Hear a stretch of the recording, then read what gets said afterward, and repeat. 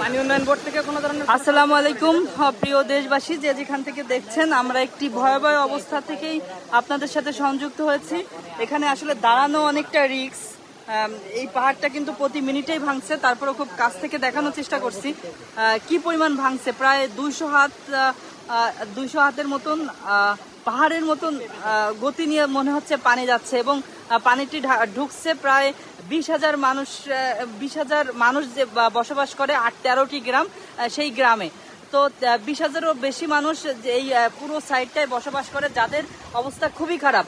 এবং আমরা গিয়েছিলাম, অনেক মানুষ কালকে থেকে সামান্য খাবার পর্যন্ত কিচ্ছু নাই, এবং সবকিছু ধূলিসাৎ হয়ে গিয়েছে। তাদের একটু খাবারের ব্যবস্থা নাই, একটু পানি নাই, কাপড় নাই। এটি কিন্তু খুব খুলনার কাছে, এটি কিন্তু খুলনা থেকে মাত্র 30-40 কিলোমিটার দূরে বটিয়াঘাটা রুট হয়ে আসতে হয় ডেলুটি ইউনিয়ন। ভয়ঙ্কর অবস্থা। যারা দেখছেন সকলের কাছে অনুরোধ রাখবো, আপনারা দয়া করে লাইভটি শেয়ার করেন। আপনারা শেয়ারের মাধ্যমে অনেক মানুষ এদিকে আগায় আসবে। আপনারা জানেন সারা বাংলাদেশে কিন্তু ফেনীর দিকে চোখ রেখেছে, ফেনীতে যাচ্ছে। ফেনীতে যাওয়ার ফলে কিন্তু ফেনীতে যাওয়ার ফলে কিন্তু এই নজরটা কিন্তু মোটেই পড়ে নাই। তো যারা দেখছেন সকলের কাছে অনুরোধ রাখবো, এইখানে কিন্তু অনেক সহায়তা প্রয়োজন, এবং কিভাবে পানি ঢুকছে আপনারা দেখতে পাচ্ছেন। হলো ভয়ঙ্কর অবস্থা। যারা দেখতে পাচ্ছেন, দয়া করে অনুরোধ রাখবো, আপনারা দয়া করে লাইভটি শেয়ার করবেন। আমাদের যারা দেখছেন, আমাদের প্রত্যেকটা গ্রুপে একটু শেয়ার করবেন। এখানে প্রচুর ভয়ঙ্কর অবস্থা। ভাই সাবধানে যান। ভয়ঙ্কর অবস্থা, হাজার হাজার মানুষ প্লাবিত, তাদের ঘর বাড়ির চিহ্ন নাই। এবং এমন বলতেছিল, যখন এই বেগে পানি ঢুকতেছে, অনেক অসহায় বাচ্চারা, ছোট ছোট বাচ্চারাও হলো পানির সাথে ভেসে যাচ্ছে। এরকম ঘটনা ঘটেছে, বৃদ্ধরা ভেসে যাচ্ছে, কেউ কাউকে যে ধরবে সেই অবস্থায়ও নাই। ভাই সাবধানে, ভাই যায় না, ভাই ওইদিকে যায় না, ওইদিকে যায় না। কোন সময় টান দেবে ঠিক পাবেন না কিন্তু ভাই, ওইদিকে যায় না। শোনা যান, এই সাইডটা কিন্তু আস্তে আস্তে ভাঙছে, মনে হচ্ছে পাহাড়ের মতন মানে পানি ঢুকছে। পুরো 20,000 মানুষ হলো এখানে পানিবন্দী অবস্থায় আছে। খুলনার খুবই কাছে এটি হলো পাইকগাছা, এটি ডেলুটি ইউনিয়নের কালীগঞ্জের। খুলনা থেকে সব মিলে 40-50 কিলোর ভিতরে, খুলনা থেকে মাত্র 40 কিলোর ভিতরে কিন্তু এই অবস্থা ঘটেছে। এবং এখানে যে বান্ধার কিন্তু কোনো ব্যবস্থা নেই। বান্ধা হয়েছিল, কিন্তু সেটা কিন্তু কোনোভাবেই থাকছে না। হ্যাঁ,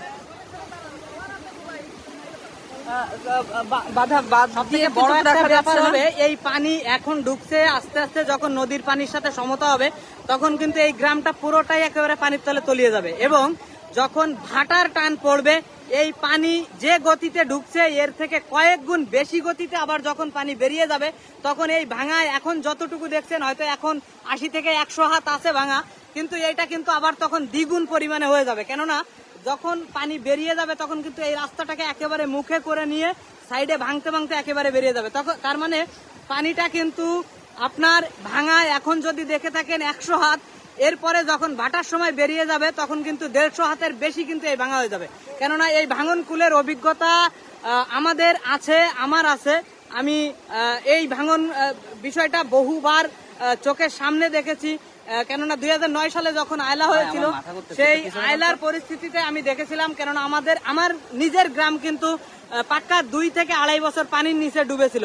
কেননা আমরা কোনো মতেই গ্রামবাসী হোক এবং সমস্ত মানুষ মিলে এই বাঁধ কিন্তু ঠেকাতে পারিনি। তো সেই পরিস্থিতি যখন দেখেছি, তখন এখনো কিন্তু সেই রকমই একটা পরিস্থিতি দেখতে পাচ্ছি। এই ভাঙন কিন্তু খুব সহজে বাঁধ দেওয়া বা খুব সহজে এটাকে মেরামত করা একেবারেই অসম্ভব।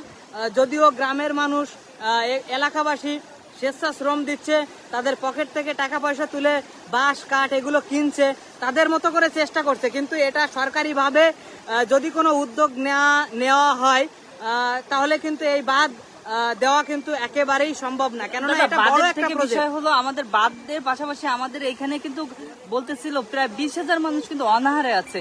সেই অনাহারে থাকা মানুষের কিন্তু পাশে থাকা আমাদের সব থেকে জরুরি। বাঁধের বিষয়টা সরকার দেখবে, যারা দায়িত্বরত আছে তারা দেখা উচিত, জরুরিভাবে দেখা উচিত। এই 20,000 মানুষ কিন্তু বাঁচাতে হলে এখনই পদক্ষেপ নিতে হবে। যারা দেখছেন সকলের কাছে অনুরোধ রাখবো, যারা দেখছেন সকলের কাছে অনুরোধ রাখবো, দয়া করে আপনারা লাইভটি শেয়ার করতে থাকুন প্লিজ। এটি আসলে কোনো সংগঠনের পক্ষে একক কোনো সংগঠনের পক্ষে এখানে আসলে কাজ করা পসিবল না। এখানে অনেক মানুষের সহায়তা প্রয়োজন, হাজার হাজার মানুষের আসলে বিপদে আছে। যারা দেখছেন আমি আবারও সকলের কাছে অনুরোধ রাখবো, আপনারা দয়া করে লাইভটি শেয়ার করুন এবং এখানে বিপর্যয় একটু তুলে ধরুন। আপনারা জানেন ফেনী সহ কুমিল্লার অবস্থা সকলেই জানেন, এখানে হাজার হাজার মানুষ সহযোগিতা যাচ্ছে। এখানে কিন্তু এখানে এখনো পর্যন্ত যে অবস্থা তাতে আমাদের কাছে মনে হইতেছে যে পানি বাড়তেছে, কিন্তু ইনশাল্লাহ যদি পানিটা কমেও যায় তার পরবর্তীতে কিন্তু এদের অবস্থা রুবেল ভাই আসলে এই মুহূর্তে কমার সম্ভাবনা নেই, কেননা জোয়ারে পানি ঢুকতেছে এবং এই পানি যখন বেরোবে দেখি একটু সাইডে, শক্তি নিয়ে বেরোবে। আসলে খুবই খারাপ অবস্থা, ভয়ঙ্কর অবস্থা। ভাই এখানে গ্রামের লোকজনকে ডাকবেন, ওদের সবাই ডাকবেন, যে ওদের কয়েকজন দায়িত্ব হবে।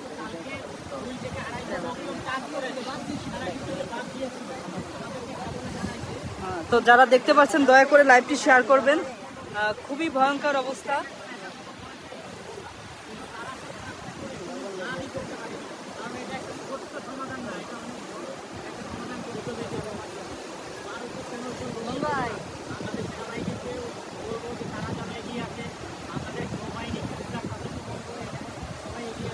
আসলে সচক্ষে না দেখলে বোঝানো যাবে না এখানে বিভৎসতা, ভয়ঙ্কর অবস্থা। এই হারে গণহারে পানি ঢুকছে।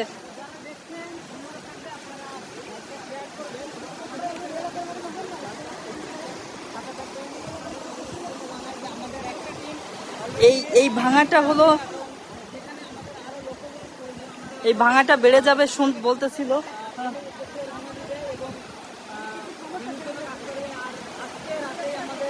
ভাই এখানে একটু স্থানীয় লোকজন আছে, ভাই আপনারা কি বাদ দিছিলেন এখানে?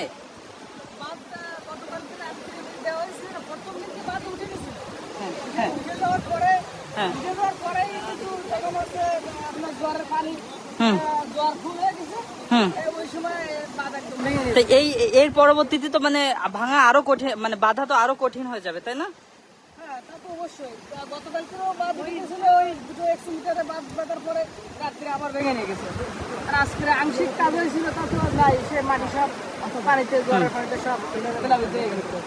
আর ঘর বাড়িতে তো হাঁটু জল, কারো আছে হলো খাবার দাবারের অবস্থা কিভাবে?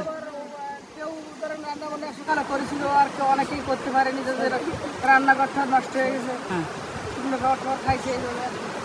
কিন্তু খাবার সময় যে কোনো কাজে যদি বাথরুম দিতে তাহলে সমস্যার সমাধানের একটা, মানে আপনারা চান খাবার না খেয়ে থাকতে পারবেন, কিন্তু আসলে আসলে এই বাদ তো আসলে সরকারি সহযোগিতা ছাড়া আসলে করাটা কঠিন হয়ে যাবে। সরকার বা সবাই যাতে এগিয়ে এসে যাতে বাদটা আমাদের উঠে দেয়, খাওয়াটা বড় কথা না, আমাদের যদি বাদটা উঠে দেয়। এখন এমন মৌসুম, একটা বড় ফসল, এই পাতাও নষ্ট হয়ে যাচ্ছে। মানে ধান ছিল, রোপণ দু-একজনের রোপা এমন যেটা বর্ষা মৌসুমে যেটা, এটাও তো নষ্ট হয়ে যাচ্ছে। অনেকে তরমুজ চাষ করেছে, গেরে বেড়ি বেড়ে তাও নষ্ট, গের খের সব নষ্ট হয়ে গেল। মানে একটা বিশাল কোটি কোটি টাকার সম্পদ নষ্ট হয়ে যাচ্ছে। প্রায় 30-40 হাজার মানুষ এখানে বসবাস করে। তো যারা দেখছেন সকলের কাছে অনুরোধ রাখবো আপনারা লাইভটি শেয়ার করবেন। এবং আবারও বলছি, যারা নতুন ভাবে সংযুক্ত হয়েছেন, আমরা পাইকগাছা ডেলিভারি ইউনিয়ন 22 নম্বর ফোল্ডারে আছি। এখানে প্রায় 8টি গ্রাম প্লাবিত,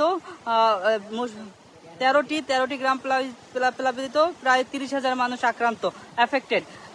হাজার হাজার মানুষ অনাহারে, বৃদ্ধ, ছোট বাচ্চা, গর্ভবতী মায়েরা, তাদের অবশ্যই নিরাপয় অবস্থা। আমরা Khulna food bank, Khulna blood bank এসেছি, কিন্তু আমাদের সেই রকম পর্যাপ্ত ব্যবস্থা নেই। আমরা চেষ্টা করতেছি, আগামীকাল আবার আসবো এবং এখানে কিছু করার জন্য চেষ্টা করব। যারা আমাদের সাথে থাকতে চান আমাদেরকে জানাবেন, আমরা আপনাদেরকে সদরে গ্রহণ করব। আর তাছাড়াও আপনারা নিজ উদ্যোগে এলাকায় আসতে পারেন, এই এলাকার মানুষের পাশে দাঁড়াতে পারেন। ধন্যবাদ সবাইকে, ভালো থাকবেন, আসসালামু আলাইকুম। Thank you for watching.